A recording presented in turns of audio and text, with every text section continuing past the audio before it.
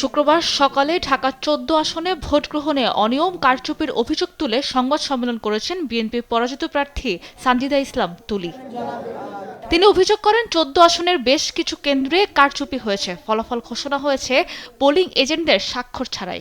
বহু ভোটারকে কেন্দ্রে গিয়ে ভোট প্রদান থেকে বিরত রাখতে বাধা দেওয়া হয়েছে এবং বিভিন্নভাবে ভয় ভীতি প্রদর্শন করা হয়েছে। ভোট গণনার সময় কারচুপির অভিযোগ পাওয়া গেছে।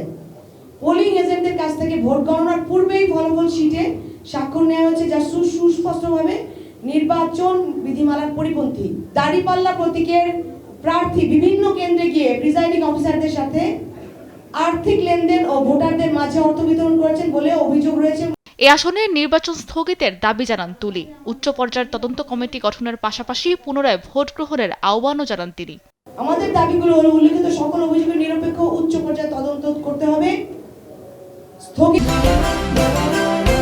বাংলাদেশের নাম্বার 1 স্টিল বিএসআরএম করতে হবে এই আসনের সকল নির্বাচনী ঘোষণা, সংশ্লিষ্টদের বিরুদ্ধে আইনানুগ ব্যবস্থা গ্রহণ করতে হবে।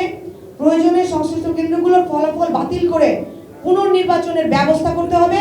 এদিকে ঢাকা ১৪ আসনে নির্বাচনের আগের দিনের রাত ও নির্বাচনের সময় নানা অনিয়মের বর্ণনা তুলে ধরেন দলটির কেন্দ্রীয় নির্বাচন পরিচালনা কমিটির মুখপাত্র মাহাদি আমিন। আগের রাতে এখানে কালো টাকার লেনদেন হয়েছে, যেটা খুব অনাকাঙ্ক্ষিত। গতকাল সকাল থেকে আমি যখন ভোট দিতে গেলাম, প্রতিটা সেন্টারে আমি দেখেছি, যেখানে গেছি ধানের শীষের গণজোয়ার রয়েছে, কিন্তু তারপরে বেলা গড়ানোর সাথে সাথে সেখানে প্রশাসনের একটা অংশের হস্তক্ষেপ ছিল। এটা একটা একপাক্ষিক আক্রমণের বিষয় ছিল। ত্রয়োদশ জাতীয় সংসদ নির্বাচনে ঢাকা ১৪ আসনে ১৭,৭৯০ ভোটে পরাজিত হন বিএনপির প্রার্থী সানজিদা ইসলাম তুলি। সাবরিনা মজুমদার, দেশ টিভি, ঢাকা।